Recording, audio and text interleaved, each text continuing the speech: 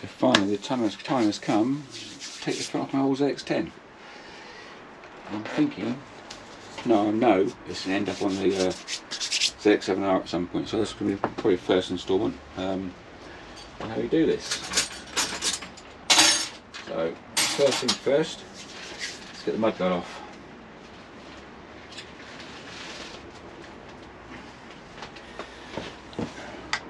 I've got a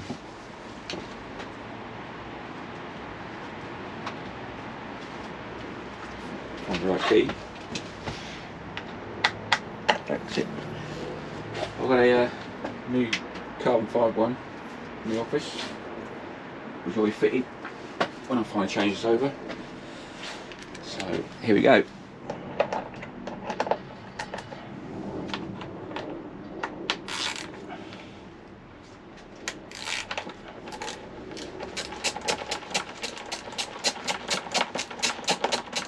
Replace these bolts with titanium, because technically they're unsprung, so it makes a difference.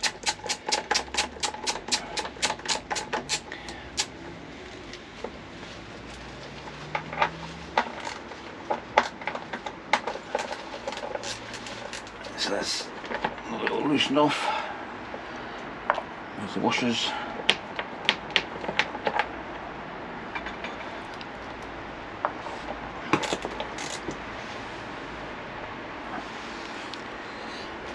Something to put those in. Yep. This is amazing bit of kit. Turn it around like that and it becomes a screwdriver.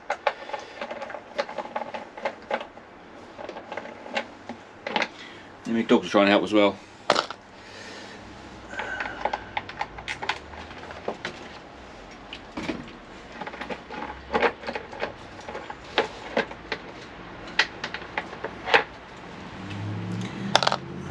Off.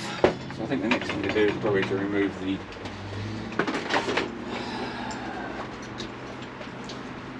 get the brake calipers off, so I can prepare to get it. As you can see, I'm mounted on a ABBA stand here, so it makes it a lot easier to move. So just touching the ground there. These bolts are only finger tight, so just going to cut quickly.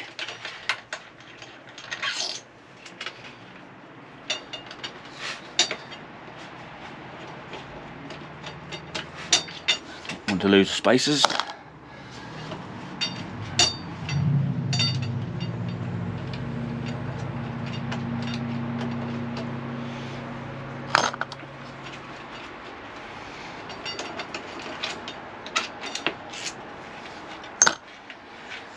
And give it a quick wipe over.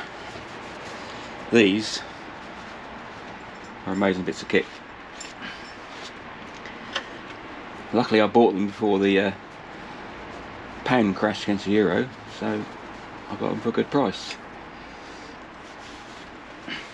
There's one.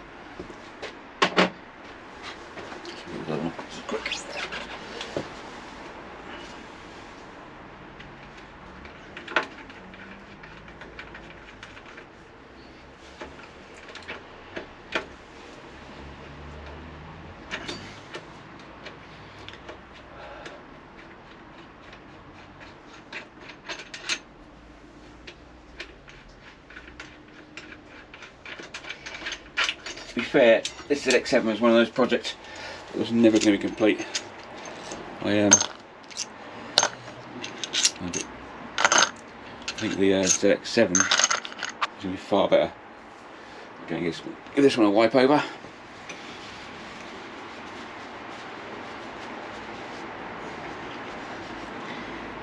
And if you notice, the pads are different size on either side. I have no idea what these cost these days, but when I bought these I got them for a good price. So. And from the machinist out there, look, as I am, you can still see the CNC marking where it's machined. I didn't go the whole hog and buy the unibody ones because they are titanium, to be honest. As these splits are far better than standard calipers.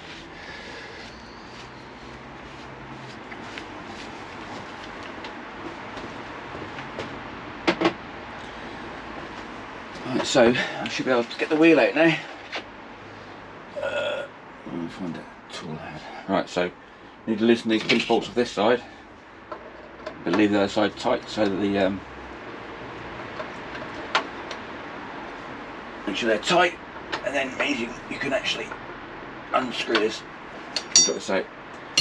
And the advantage of these Dymags is all the spaces are already built to be retained.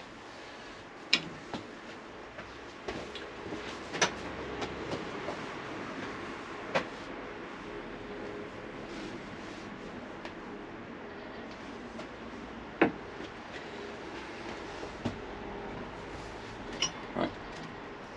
Tool I made many years ago. I know you can buy them, but I thought stick it in the old row table and make one myself. That works fine.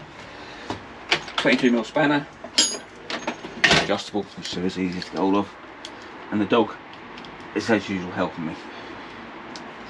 Okay. And because I left the pinch bolts on the other side tight, it'll wind straight out. Barney, hey mate.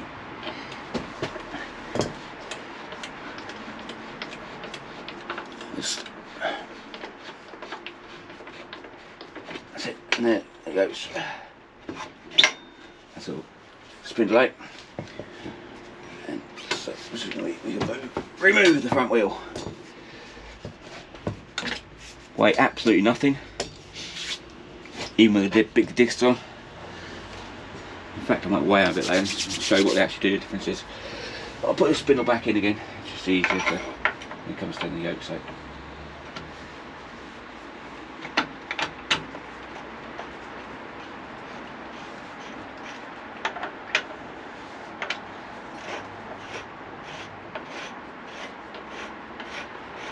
That's much better.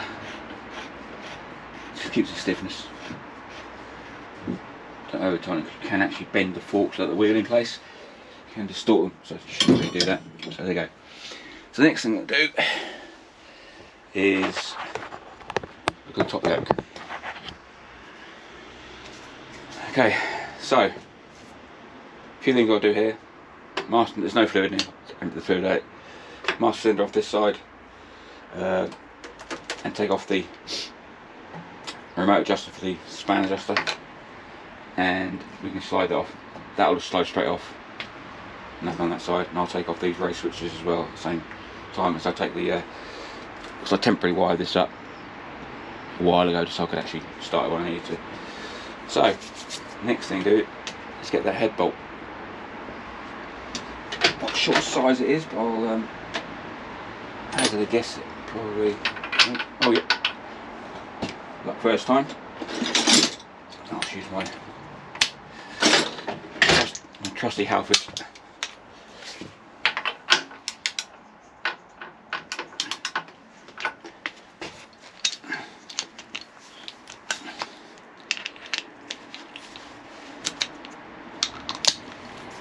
And just take it off.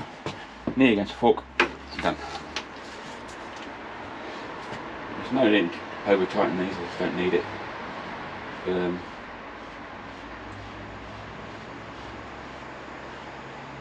a little tip for anybody who wants a set of Harris yokes, because the spindle and the nut are aluminium, grease. I always use some, got some around here somewhere. This one there.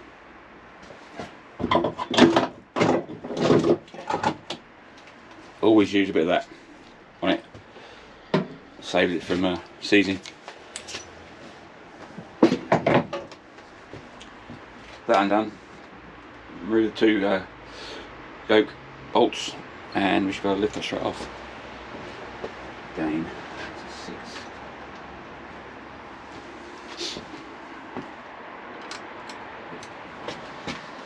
the other thing you'll notice on these, you can see that they've got slight flutes inside them, and it stops them rounding off Allen heads.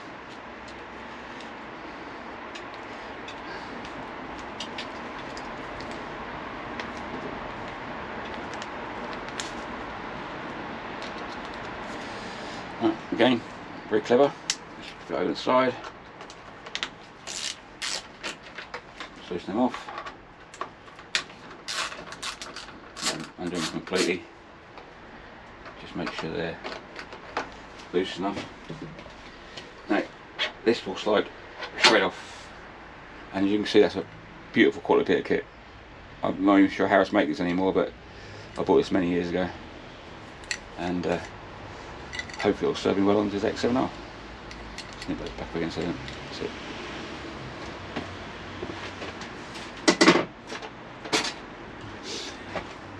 Right, so the next thing we take off is the yokes, or the clip-ons. This side should be fairly straightforward because it's not connected to anything at the moment. So we'll get that on first. It's the same size. Yep. Yep. Again, Harris clip-ons. Lovely bits of kit. They really are good stuff. I've had them on. That's my third bike I've had them on.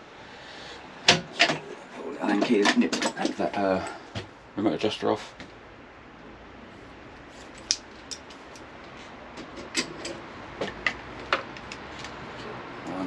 A bit bigger than that.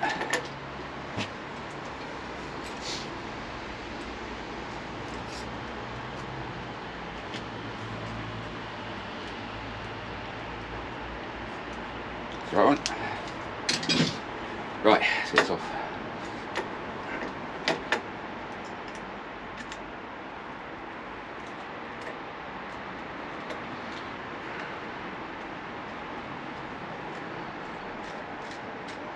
I see the dog helping now.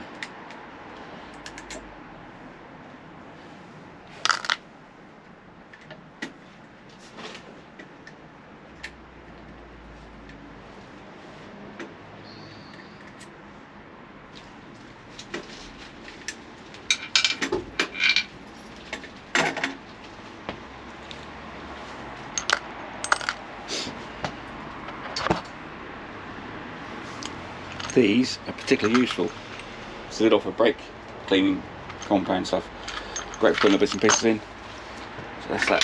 So that's the left hand bar off. Some new Renthals go on it later on. These bike developments, great.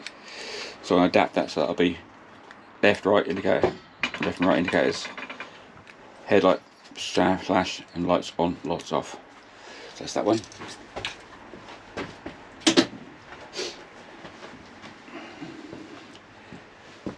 Not quite so straightforward with the other side.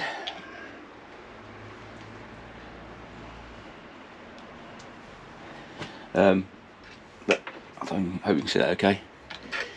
What I'm going to do, because I've actually used it to be wired in, and also you can see down there, gives me my ignition, which I'm going to quickly pull out. Just temporarily put those in the so I've actually turn the bike on and off with these switches. This side is purely start, stop, and run, and start. So let's look at this side. But the issue I've got this side, I've got throttle in there, which is still connected. Which hopefully I'm trying to work out if I can actually reuse that onto the on the ZX7. That's a really nice quick action throttle there. Again, it's two little screws here just to hold it in place.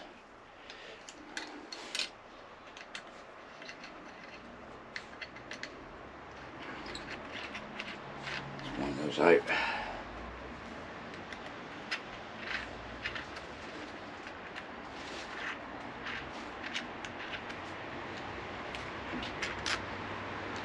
Came with titanium bolts as standard, which is unusual but welcome. Back it off there.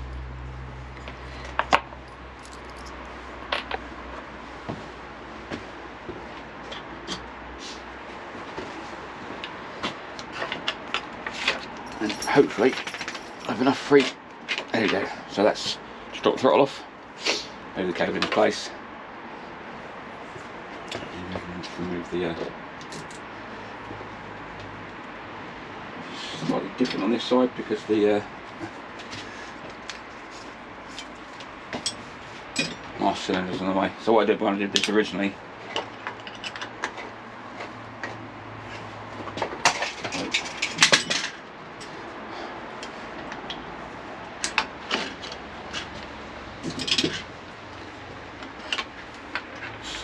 slightly different to the way it's put on. I actually mounted the on the clamp bolt, so you can see that, see the clamp bolt there. So I use that to mount the mast and the reservoir. That's nice and tidy. Got brand new Brembo one for that, so that's going to go on later. Again, same start, stop, run switches.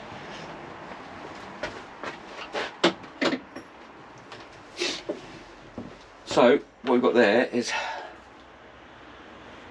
basically everything apart from the Ohlins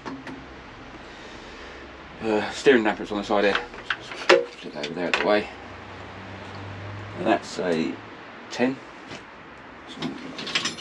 So just go for the nuts for that.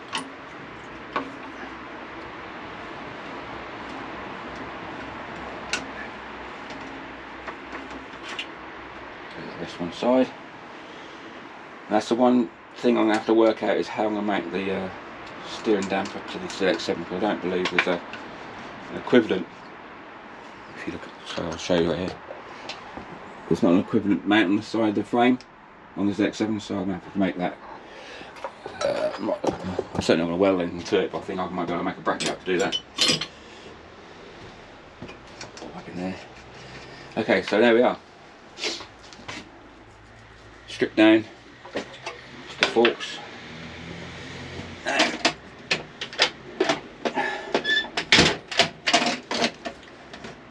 The issue here is, where's my C-spanner gone?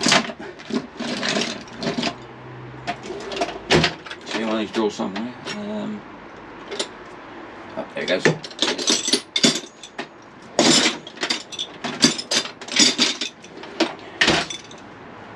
So, trick with this is just to crack the top one. Near against. That's it. There it goes.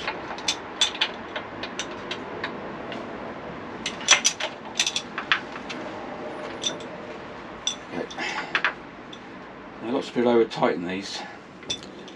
I'm not sure why they do, but it is actually a lock nut, and take the top one off first. And you see the same thing again. Grease everything, because aluminium binds on aluminium. So that's the old clock connector. So let's see.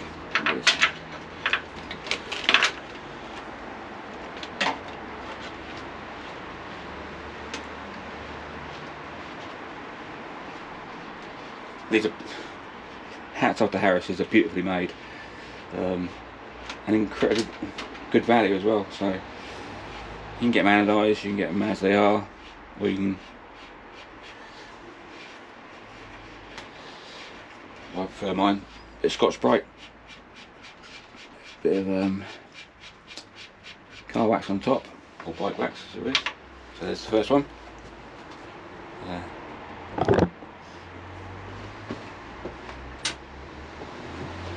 What I'll do when I've assembled all this, I'll put the top yoke back on again. Right, this way you need, because there's a lot of weight on this now, you've got the whole fork assembly.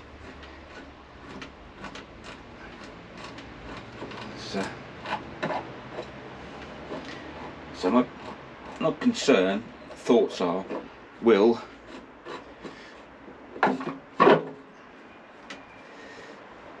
the second-hand yoke that I bought on eBay, will that fit in there? Now I'm not sure it will or not, but it probably needs some work, and if it doesn't, I may contact Harris and see if they got a ZX7R yoke spindle. All the dealers have been over the last 20 years have been really good. They've even visited their workshops back in the day. So here we go.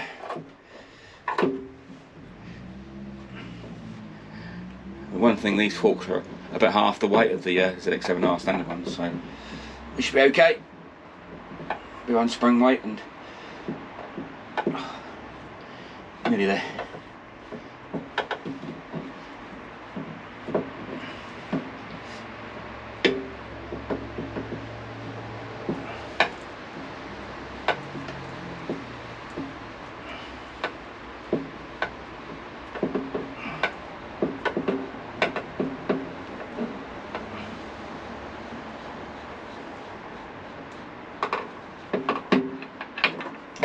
most important thing is not to damage the thread and take the spindle out like that.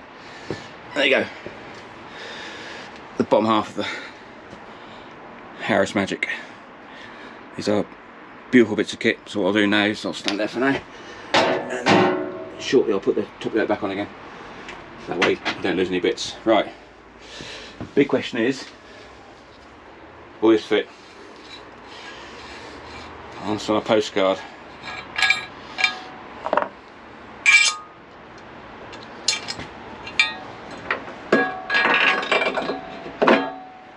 If it fits in here, it will fit in. I think actually I might just get away with that.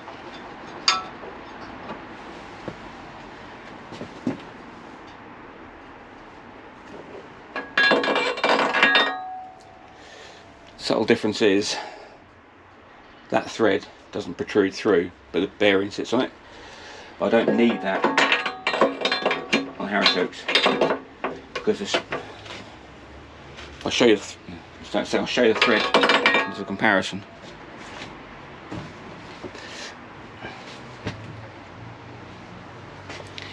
So the Harris thread goes all the way down, so you've got the ability to modify. So that will fit most no-slow yokes, most headstocks, and because the bearings are identical, they are exactly the same. Quick trick: go on all bearings, look at the part numbers, and you'll see they're exactly the same. So that goes through there as treat. So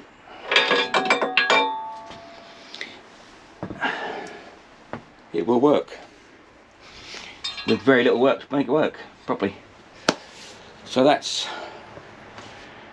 disassembly of the Harris yokes and ZX10R forks, which I'll, on that note, I think I'll call it a day today, post this, and thanks for watching. Cheers, thank you very much.